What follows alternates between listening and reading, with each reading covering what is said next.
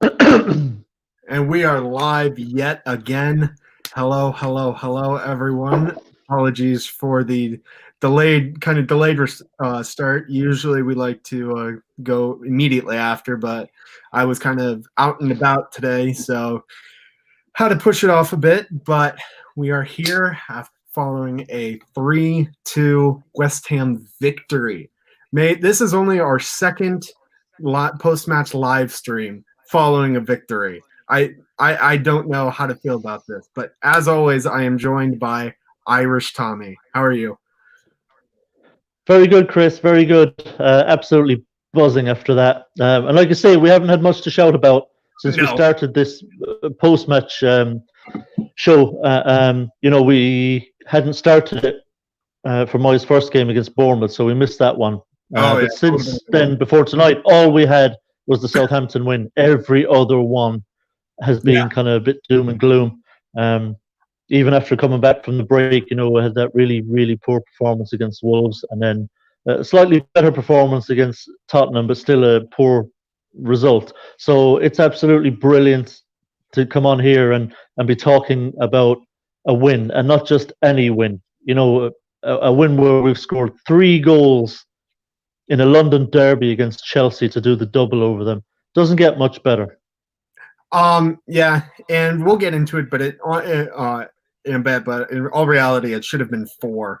But one thing that the commentator said in at least the NBC over here in the States, and he was exactly right. This was a match that deserved a crowd. That crowd would have been going ballistic.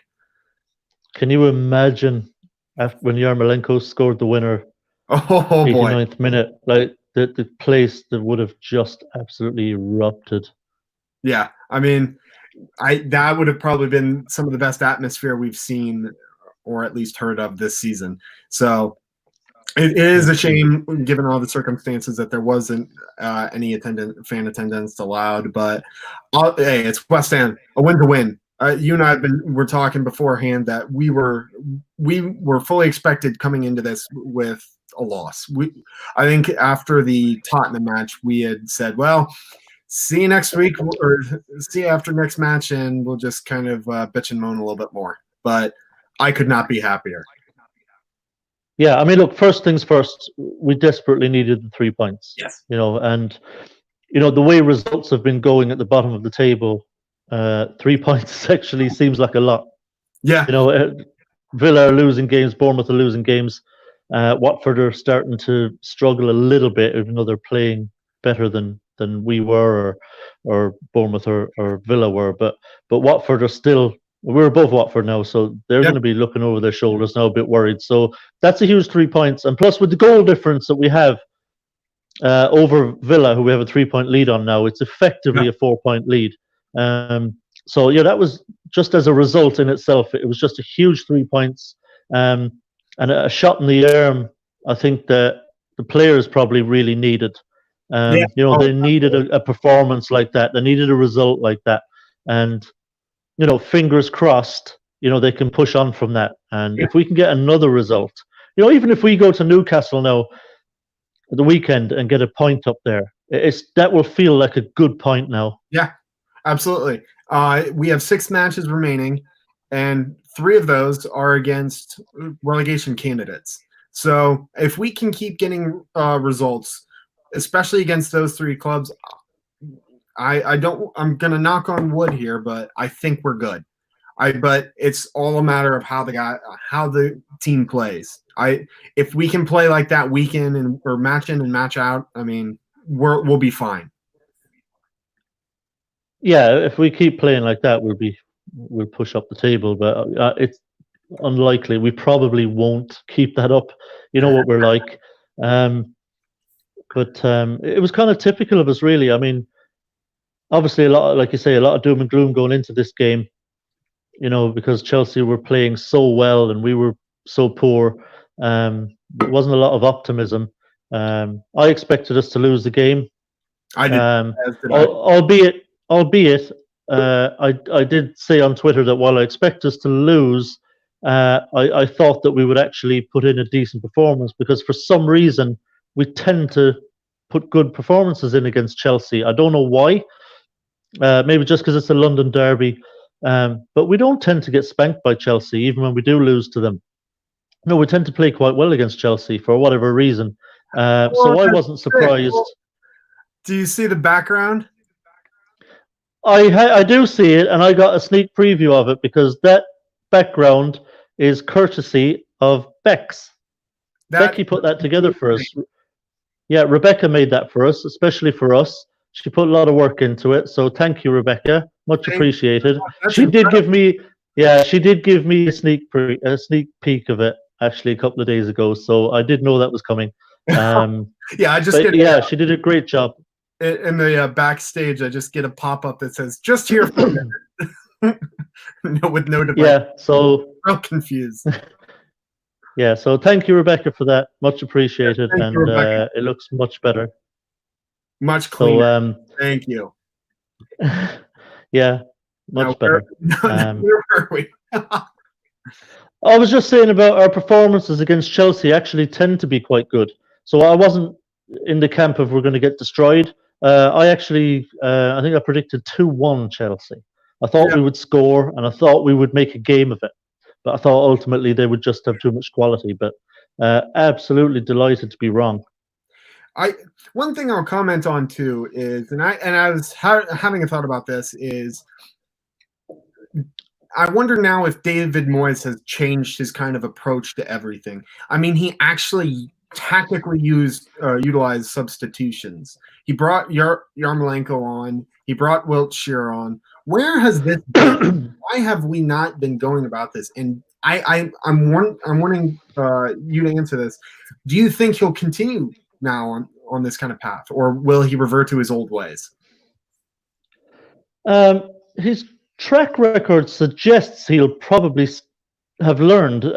If you remember, before the suspension of the Premier League, we'd been playing very poorly, losing games, didn't look good. A lot of fan complaints about formation and about the personnel he was using, the positioning. And then suddenly he just flipped. Was it the Man City game was maybe the first one, where he actually said, you know what, I'm going to change it up here, going to be much more attacking, going to be much more proactive. Yeah, it was, yes. And for 3 games, we were a different team, completely different team. Unfortunately, for some reason, when the Premier League resumed a couple of weeks ago, he reverted to type. He got, overly cautious again. His substitutions were either not coming at all, or when he did make them, they were suspect. So hopefully that means that tonight he learned something. I think it was actually a blessing, and he maybe accidentally fell into it, as it were, because Ogbonna happened to be back. Yeah. And he made a huge difference tonight. And Noble happened to be suspended. So he had, for once, Souček, Rice, and Fornells in the team together. And that made a huge difference, I think. So, again, it may have happened a bit by accident where his hand was forced a bit. But hopefully the lesson was learned.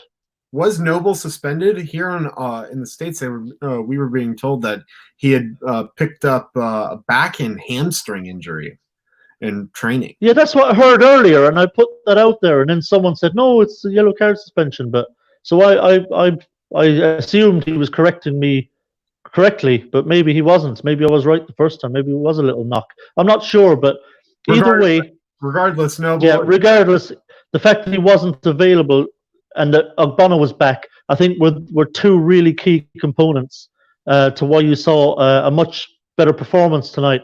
But I do have to give him credit on the substitutions. He made the right substitutions at the right time. Bringing Wilshere on for Lanzini was absolutely correct, especially as Lanzini had picked up a yellow card in a bit of a rash challenge. So I suppose maybe he was erring on the side of caution there, didn't want to go down to 10 men at a crucial time in the game. Yeah. The substitution was also very obviously crucial, ended up making the difference in the match. Yeah, well, Bowen had run himself into the ground. Yes. And we were starting to struggle down that flank because of it. We were being overrun because Pulisic was pulling over to that side. And Alonso was having a lot of joy at that point down that side as well. So it looked dangerous for us down there. So I think he did absolutely the right thing, bringing on fresh legs on that side, just to try and curb the danger, which it actually did. Chelsea just didn't really do anything much down that side after that substitution. Yeah. And we finally saw Wilshere, who looked lively when he came on. So that there's we'll give credit where it's due. He got it right tonight, with the formation, with the personnel, and with the substitutions. Yeah. And it just goes to show what a difference it makes when you do get it right. We've got good players, and if the manager gets it right, tactically, formation, personnel wise, with the substitutions, this is possible for us. We can get very good results, and we can play very well. Even though, of course, we didn't have it all our own way, because Chelsea are a very good team.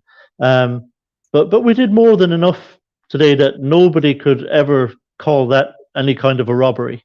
I think we earned them 3 points tonight. Maybe the only thing about that match that you can call a robbery is that VAR goal or disallowed goal. That was highway robbery. It's at the start of the season, I was very optimistic. I thought that there would be some growing pains, just as there always is with utilization of new technology and everything in all sorts of sports. But it has turned out to be just a nightmare. It is not working. It is not a good system. No, the problem, one of the major problems I have with VAR is because it's a system. Systems don't kind of understand games; they just know how to be systems. Yeah. It's kind of like bureaucrats who just, they're non-thinking. They just do the paperwork. They do everything by the book, and then they put it out there, and that's their job done. VAR is kind of like that. VAR doesn't understand the spirit of the game. Now, I understand there are people behind VAR, but their job is the letter of the law, right? So VAR is essentially telling them what their decision is going to be, because it's letter of the law, letter of law, letter of law. So they can come out tomorrow and explain that VAR decision, and technically within the rules of the game, they might be able to explain it away as actually it was the right decision. But there's a big difference between, that kind of systematic approach to everything and the kind of spirit of the game. Like, without VAR, there's absolutely no way in hell that goal ever gets ruled out. No. The linesman doesn't raise his flag because Antonio never touched the ball. And the ref doesn't blow it up because he's never going to deem in that situation that Antonio was interfering with Kepa's ability to make the save in any way. So without VAR, absolutely that goal stands. But with VAR, it's just the system. It's the technical rules, and that's what I don't like about it. It kind of kills the joy of the game in a way. Yeah. So actually, immediately after the, I don't know if it's a Twitter account, like the VAR Twitter account or what it is, but they actually came out with their decision or the rationale behind it. They were claiming that the ball touched Antonio, even though we all know it did not, meaning that while he was in an offsides position, he touched it, making the goal offsides, which is complete bullshit. But we ended up not necessarily needing it. But one thing I want to point out is one of the announcers said here too, VAR is supposed to be for clear and obvious changes. That review took 3.5 minutes. That's not clear and obvious. That is microscopic detail. I mean, that is longer than an NFL replay, which is saying something. Yeah, it's a joke. I mean, it does nothing for the game. Even if they can technically, say that they were correct in ruling the goal out, it's 3.5 minutes, to make a decision. And that just kills the game. It's no good for the game. It doesn't do anyone any good. And no, I don't think anyone likes it. To be honest, I don't think anybody likes it. I mean, clear and obvious, my arse. How many times have we seen VAR given offside because somebody's toenail was ahead of the last defender? You know what I mean? Like, it's look, it could be useful in certain situations, but I think it's overused. I think that we're using it in places where it just doesn't need to be used. VAR could mind its own business a lot more, frankly. Yeah. and to your point of no one liking it, I think everyone kind of likes VAR when it rules in their favor. Any other time or any neutral fan is not a fan of VAR. So Yeah, but I think people are still honest. Like, yeah, look, if it had been the other way around, if that goal had been ruled out for Chelsea, we'd all have been obviously delighted and relieved that it had been chalked off. But we'd all still be tweeting, "Okay, we got away with fucking robbery there. That oh yeah, that should have stood." But fans will be honest. They know the game. They know when something silly has happened, even though they might be relieved at the decision because you haven't conceded. But it's a joke. But so, anyway, it's so I want probably another day when it costs us points. Maybe we'll reflect on it more. But yeah. So I want to return to personnel real quick because I just had a thought about this. With regards to, we all agree that the formation and everything ended up being right today. With regards to how well Yarmolenko played, with Allaire going to be available during Newcastle, do we change anything the same, or do we put Allaire in? Do we put Yarmolenko in? And if so, who do we drop? With Hilaire back, I don't expect Moyes to start Yarmolenko. I think he'll continue with Antonio. He'll continue with Bowen on the right, and Hilaire will start when he's available. I think Yarmolenko will be a substitute still. I think he'll be a replacement for Bowen, basically off the bench, unless Bowen gets picks up an injury or gets suspended or gets sent off in a game or something. I think Yarmolenko probably is going to be super sub, realistically. Yeah. I wholeheartedly agree with that. He's good super sub.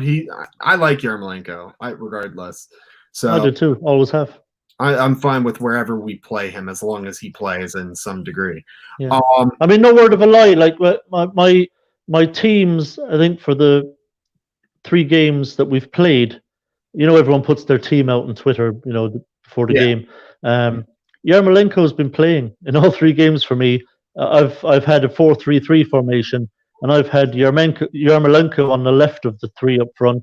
I've had Bowen in the centre because I think he's a natural finisher, and we needed a natural finisher. And then I had Antonio on the right of the 3, so he'd be more natural out towards the right hand side. So Yarmolenko was starting for me as a 3 up top. I like Yarmolenko a lot, and he's a finisher. That's why I had him up there. Bowen and Yarmolenko are finishers, and we clearly badly needed finishers. So that's why I had him and Bowen up top as part of the 3 with Antonio. So yeah, I really like Yarmolenko. I always have. So, and now let me get your opinion on Lanzini, because I mean we've all talked about him not being the same player since the injury. He's been a shell of his former self. I think for me, like since he's kind of been reintroduced in the restart, he's looking better, and today I think it really showed. Yeah, he showed a couple of flashes against Tottenham, but not much. I mean, he came on as a sub quite late anyway, so limited opportunity for him to do anything really. But tonight, starting, I thought he a bit. The thing with Lanzini tonight, he didn't really do anything on the ball of any great note. But what I thought he did do was he showed an awful lot of commitment. He worked really hard. He ran his socks off. He put tackles in. And I thought his effort tonight couldn't be faulted. And I was much happier with him because of that. Because as West Ham fans, it's all we ask. Just go on and give it everything and run for the team, close down, put tackles in, work hard for the team. And to be fair to Lanzini, he did that right from the start this evening in that midfield role. He worked really hard.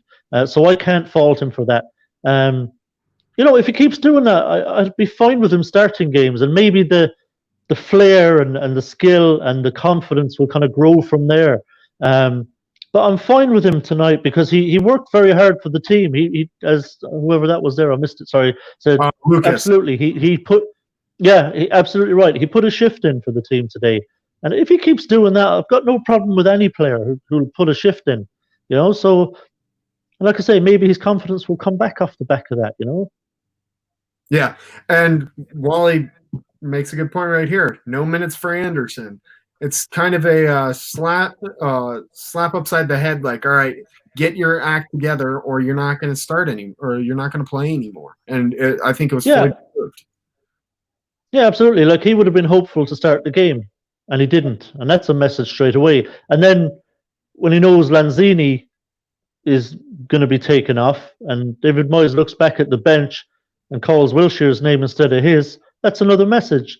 Yeah, It's like you can't prance around the pitch, passing to opponents and being dispossessed with ease and not going in. and jogging around and being a liability to the team.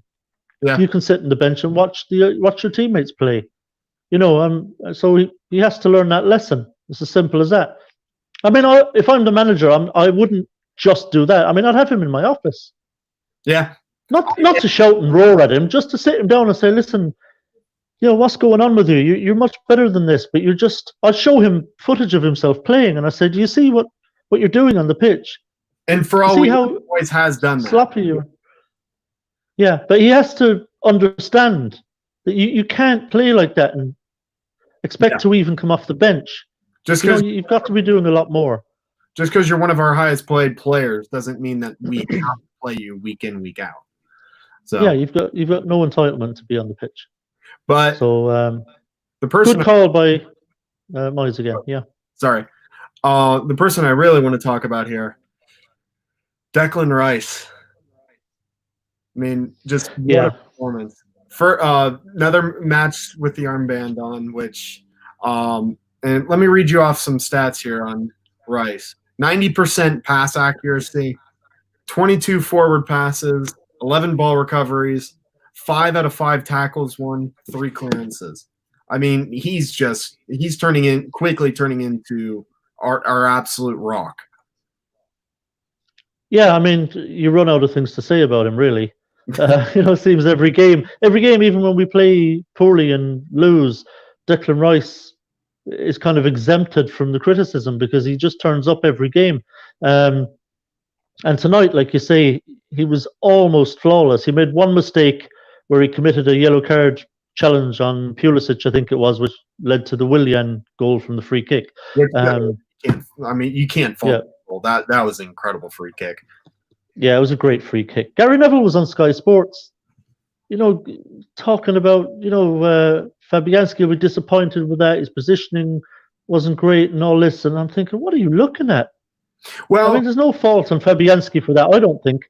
I think it's very harsh on Fabianski. I mean, yeah, he was at full stretch and almost got a fingertip to it, and it went in off the inside of the post. It was a brilliantly stopped free kick. And I think to blame that one on Fabianski is a bit harsh, in my opinion. Yeah. The NBC announcers here were talking about it. Basically, they were critiquing him as well, or criticizing him. Before he went full stretch trying to get it, he kind of went the opposite direction. So he could have gotten to it had he not done like the little like shuffle and then back. So that's why they were kind of disappointed, I should say, in him, because he could have gotten to that ball had he not like kind of shuffled to the side a little bit.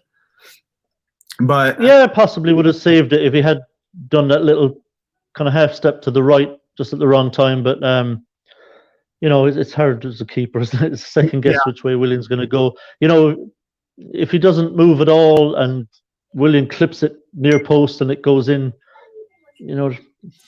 it's hard. It was a brilliant free kick. So I'd kind of give him a pass on that one, to be honest. I mean, it's in off the post. It was brilliantly struck. There was pace on the shot and very difficult to save. I mean, fair play to the guys or for the team keeping their head up and getting back at it. I mean, West Ham teams in the past would just, again, heads down, game over. Yeah, that was a big thing because, I mean, not only did we have Souček's goal disallowed, which would have put us 1-0 up, but then 2 minutes later they go down the other end and Diop gives away a penalty. Willian sticks it away, and you're thinking, oh, this is just so West Ham now. This is so West Ham, just that this happens to us. And we all thought, just here we go again. But to be fair to the players, it seemed to kind of piss them off, if anything. Yes. that disallowed goal and then the penalty.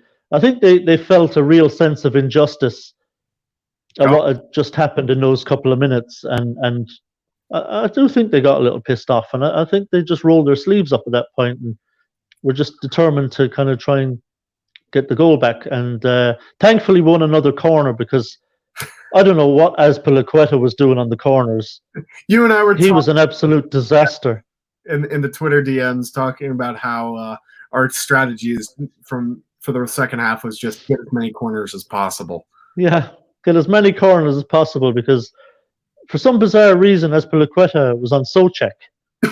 Yeah. I don't know what that was about. And you could see Azpilicueta was just panicking because he knew he could do nothing with him. So he'd already beaten him for the disallowed goal, and then the next one comes in, another really good delivery from Bowen from the corner, and I mean, it was just easy for Souček at the far post. As Azpilicueta tries to jump with him, he's got no chance. He's got, I don't know, 6 inches on him. Yeah. And he just easily heads it in. And it was great timing. It was right before the break, and that's always a great time to score a goal. It got us back to 1-1. So you've just scored, you're back to 1-1, your tails are up, and then you're heading back into the dressing room with a spring in your step. And it really showed, because we came out in that second half. In the first 10 minutes of that second half, we were all over Chelsea. Yes, I mean, we were all over them. And Lanzini should have scored in that 10 minutes. He had a glorious chance to score, and he curled his shot over the bar, and he really should have put that away. But that 10 minutes was really, really good. It just shows what a goal just before the break can do for you, for your confidence. And what they're capable of. Yeah, it just shows, like I say, when you get it right. Yeah. Antonio said it actually after the game in his interview. He said, with the players we've got, we shouldn't be where we are. We just shouldn't be down in 17th. It's ridiculous, and tonight proved it. We do have good players, and we should be winning more regularly, no question. We should be comfortable in the table, mid-table somewhere comfortably. Yeah. And I think the players know that themselves, that they're underperforming and they're not doing themselves justice. So, but tonight was just such a great performance. And I have to say, I know we talked about Rice and we picked him out because he was magnificent, but he wasn't the only one. And the first thing I would say, actually, I can't fault a single player tonight. No. I can't pick out a single player and say, well, he was crap, wasn't he? I mean, even Fredericks, who I think is ultimately probably a championship level player, obviously didn't stand out. But he didn't let himself down. He didn't let the team down. He didn't, he wasn't a problem. I thought, he put a shift in as well. He played quite well. But there were some absolute standout performances too. The one thing that I will kind of critique was Diop's challenge on Pulisic that led to the goal or to the penalty. And even then, I mean, that was in the whole scope of things, didn't end up being that bad. But in the moment, it was like, what are you doing? Yeah, the one thing you don't do there when a player kind of cuts inside in the box, the one thing you don't do is stick a foot out. I mean, you're just asking for trouble. It was a silly challenge. And look, he's prone to that. Unfortunately, sometimes, he will do rash things. I know he's still relatively young, but, he's got to start cutting it out now because, you can't excuse it forever because he's young and inexperienced. He's played enough games for West Ham now. He's played enough Premier League games. Yeah, he has to be smarter than that. Yeah. It was a silly challenge. And one thing I want to comment on too, I don't know how the other Americans in the chat feel. It feels so weird to me, at least, with so few Americans in competing in Europe, let alone the Premier League. Feels so weird to be rooting against Christian Pulisic. Like I just that's your well, look, that's your bag, not mine. I don't care. I don't care about Pulisic. He's just another Chelsea player to me. Look, I wouldn't care if it was 11 Irish players on that Chelsea team. Wouldn't matter a jot to me. Really wouldn't. They're Chelsea players, and that's it. And I want us to thrash the bastards. Oh no, don't get me wrong. I feel the same way, but considering like he's our like hope in the sport, like our country's like great hope in the sport, and we're like yelling at him for diving because he's on the other team and everything. It just feels so wrong to me. Yeah, well, all bets are off for 90 minutes. Yeah, fair enough. That's sport. But as well, just to continue, just about the players. There were some outstanding performances tonight. Ogbonna is an absolute rock, and having him back tonight was huge for us. Yes. Absolutely huge, and we missed him a lot. And he's a typical Italian defender. They're like wine. They just get better with age. I don't care. People say, well, Ogbonna's whatever he is now. Ogbonna's 32 now. He's 33 now. It doesn't matter. He's Italian. They only get better. Ogbonna, he's 34, 35, 36. He'll probably still be an excellent centre back. They just breed him like that over there. And it was fantastic to have him back tonight, and it really showed. He was brilliant. Obviously, we talked about Rice, but Souček, again, absolutely superb tonight in the middle of the field. Scored twice. Fornal. I don't care what VAR says. Scored twice. So Souček was all over it in the midfield. And also Fornals, again, didn't maybe contribute a huge amount going forward. But again, just like Lanzini, he put in a huge effort, put in a big shift. He worked his ass off for the team. He put in blocks, tackles, closed down. And it showed, because at no point whatsoever in that game did we get overrun in midfield, which has been a problem, in the past for us, that we just get overrun in midfield because of lack of pace and that, Noble is in there. We can get overrun, outnumbered. That didn't happen tonight. Everything Chelsea did, they did out on the flanks. Everything good they did came from out wide. So I thought the three in middle there did absolutely brilliantly tonight. All of them were really, really good. Bowen ran his socks off as well, but wasn't great tonight. He, again, didn't do a huge amount going forward. But again, massive effort. But Antonio, you have to hand it to him. You get that from Antonio every game. He just puts it in every game. But he doesn't always back up his work rate and his effort with quality. But he did that a bit more tonight. He did have a better game tonight than he's had recently. His touch was better generally. He did have some bad touches, but overall Antonio was better and put in a big work, huge effort. So kudos to him as well. He was one of our better players. So I think Ogbonna, Rice, Antonio were the three. Souček were probably the four that kind of really stood out. Yeah. Well, let me ask you this, and dare I ask this: have we finally figured out our midfield then? Yeah, like I said earlier, I think Moyes has stumbled on it again. With Noble not being available, so it would be unthinkable to not see that against Newcastle. If you see your team perform like that, and beat Chelsea, let's not forget. I don't know, for anyone who watched the Chelsea-Man City game, Chelsea looked absolutely fantastic against City. They really did. This is a really, really good side. And we put in a great performance against them. So, why would you tinker with it? Those players are all going to be buzzing. And frankly, every one of them deserves to start the next game. Yeah. Yeah, I in my mind, even if Sebastian Haller is healthy, I don't change a thing. You don't fix what's not broken. Maybe bring Haller on, because Antonio has played nonstop since the restart. So, if anything, bring Haller on at halftime for him in the Newcastle game. Give Antonio a little bit of a break and a little bit of a breather, and get Haller some game time back under him. But that's the only thing I would do, honestly. I don't change a single thing. No, you keep the same team. I agree with you on Haller. I think given that he's just back from injury as well, I think, like you say, whether it's half-time or after an hour, replace Antonio with Haller, get him back into the team. In all reality, too. Now, obviously, this is all predicated on what's going on in the game. Yeah. You decide what Yeah. subs are going to come on and when based on what you're seeing. But your hand might be forced to do it earlier or not do it at all, depending on what's going on. But absolutely bossing it has 3 goals under him. Why are we taking him off? Kind of thing. But I mean, yeah, I don't see a way you can change this team or that team off of a performance like that. I don't see any changes that should be made, at least. So, that would make no sense, really.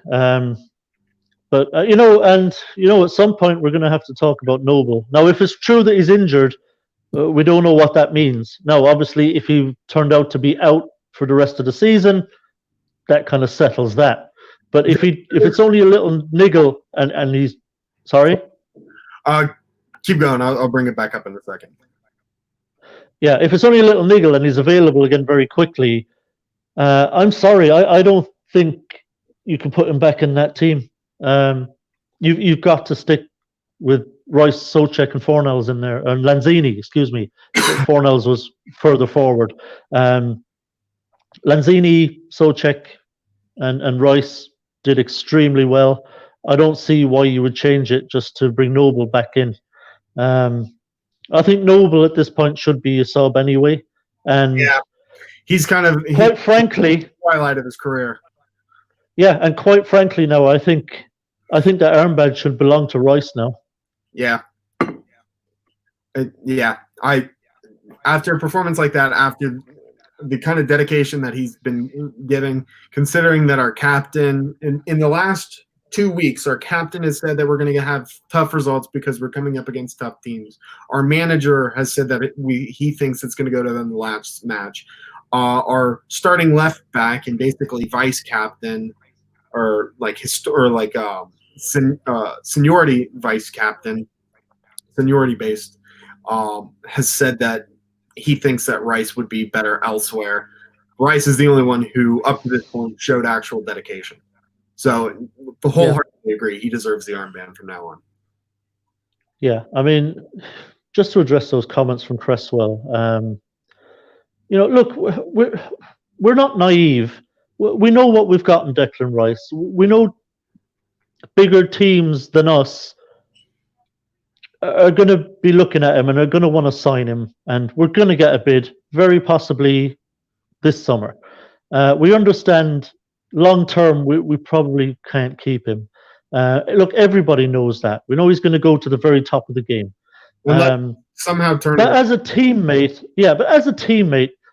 you don't go public trying to shop him out. No. We all know he's going to go on to bigger and better things and probably win lots of trophies or whatever and have many caps for England. But as a teammate of his, you don't say things like that. You say, you don't have to say anything, but if you're asked about him, you just talk about what a brilliant player he is, and he's on his way to being the best defensive midfielder in the world, and we're very lucky to have him. And hopefully, we can hold on to him for as long as possible, and hopefully he'll stay with us and stay at the club because we need him. That's the kind of stuff you say. Yeah. It just, I don't understand what Cresswell was thinking, frankly.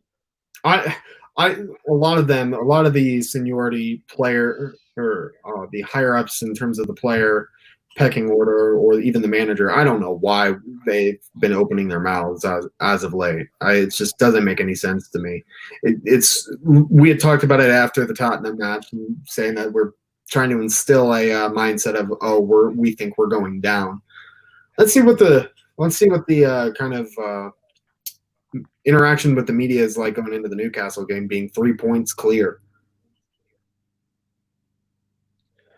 Yeah, like I say, that's huge now. That 3 points, we're 3 points ahead of Villa with a much better goal difference. So it's effectively 4 points. So yeah. I don't know who Villa play next, but I will look it up for you. Yeah, have a look who Villa play next. But that absolutely heaps the pressure on Villa now. They're fine. Aston Villa's last 6 matches. Their next one is away to Liverpool. Then they come back. Then they come back to Man United, home to Palace, away to Everton, home to Arsenal, and then final match of the season they travel to London to face us. That doesn't make good reading for them. You No, know, no, I hope Liverpool turn up against Villa. I think even they're I'll beat. give them the benefit of the doubt. So in all reality, so But still, I hope the Liverpool players aren't on the beach already in their heads. But I don't think there will be. I don't think there will be. I think they'll play honestly. They'll try But to help us out. yeah, but that doesn't make good reading for Villa. And like I say, this 3 points that we picked up tonight really kind of piles it on Villa now. They're really under pressure now to start picking up points. Hopefully that'll affect them in the wrong way. But at the same time, let's not get carried away. We have to follow this up now with more good performances. Starting at St. James's Park. Looking at Watford's schedule as well. Next match is Saturday away to Chelsea.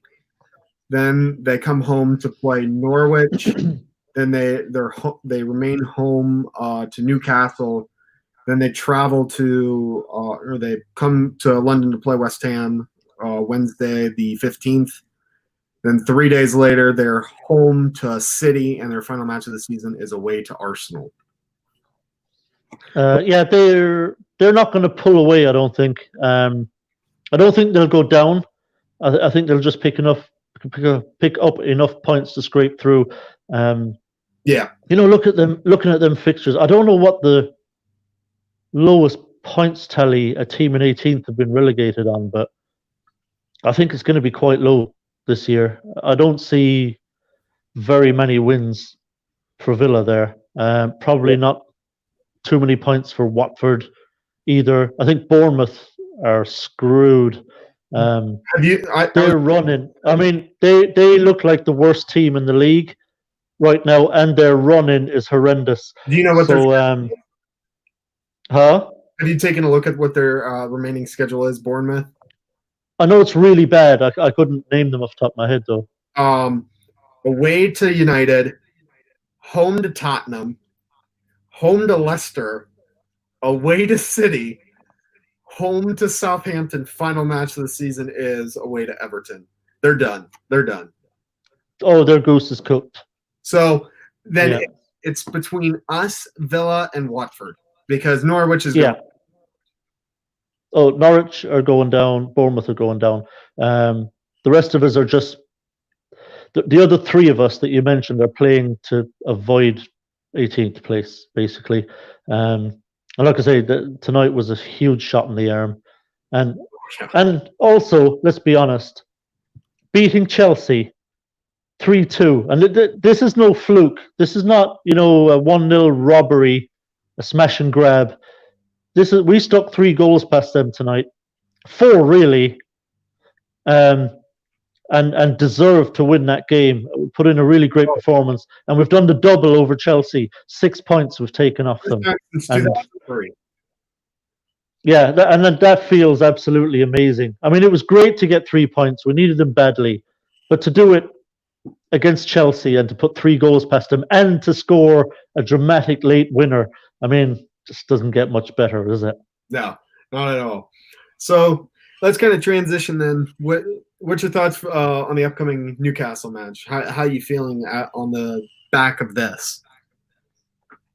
Obviously, I'm a bit more optimistic on the back of this performance, but still, cautiously optimistic. I watched Newcastle were away at Bournemouth this evening and stuck 4 past them, and Newcastle actually played. Now, I know Bournemouth are very bad, but Newcastle did play very, very well.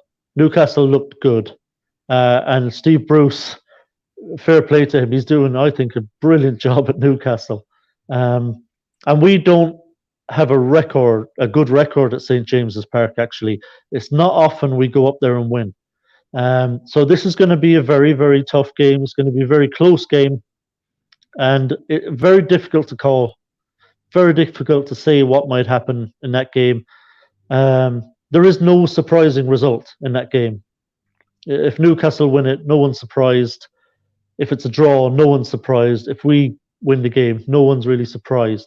So that's how close that game is. There will be very little in it. Very difficult to call. But I am much more optimistic. Had we played poorly again this evening and lost again, I wouldn't be giving us too much hope going up to Newcastle, given our record there and how well they're playing. But for our players to play like that at home to Chelsea tonight and put 3 goals past them and win it late on, and amazingly from 1-0 down, which is so on West Ham this season. Once we were 1-0 down, you just thought, oh, fucking, here we go again. You just didn't think we could come back against Chelsea and beat them, but we did. And yes, Rebecca, absolutely beautiful background. Good job. Well done.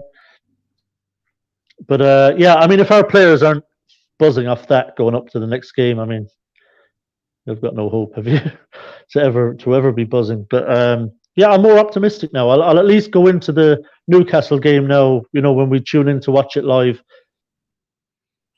I'll be looking at thinking, right, come on, boys, let's have another performance now and get another 3 points. Yeah. If we were to get back-to-back 3 points, I almost would be willing to say that's us now.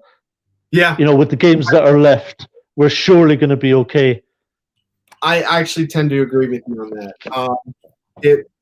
3 points would put us on 33 points. Everyone's kind of saying we need to be at about the 35 mark. So it'd be kind of ours to lose. It is right now. Well, you just imagine if Villa go to Liverpool and lose and we get another result up at Newcastle with 3 points. I don't see us getting caught at that point. I really don't. Run-in of the relegation candidates. I mean, after who is it that we have after Newcastle? Burnley at home, away to Norwich, home to Watford, and then we have Villa the last match of the season. Throw in United in there as well. So, I mean, I'm more confident than I was a couple of weeks ago, and even then I was saying I thought we'd stay up, but it's just all going to depend on what West Ham shows up. It really is. Yeah, these next 3 games are when we have a real chance to secure survival. Newcastle, Burnley, Norwich. Those are games that we can get points from. There's potentially a couple of wins there. Potentially, Norwich are losing every game now. Burnley, while they had a good result the other day, haven't been great. And we're at home for the Burnley game, and fucking we owe them a beating, don't we? At this point, fucking hell, I'm sick of losing to Burnley. We owe them to take 3 points off them, surely, at this point. Yeah, I mean, I'm excited for it.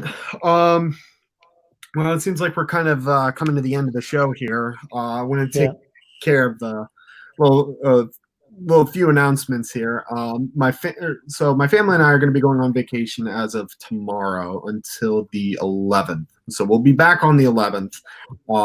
Is there a match on the 11th? Yes. Unfortunately, we will not be back in time. So for the next 3 matches, I will not be the host. I will not be in the stream, more than likely.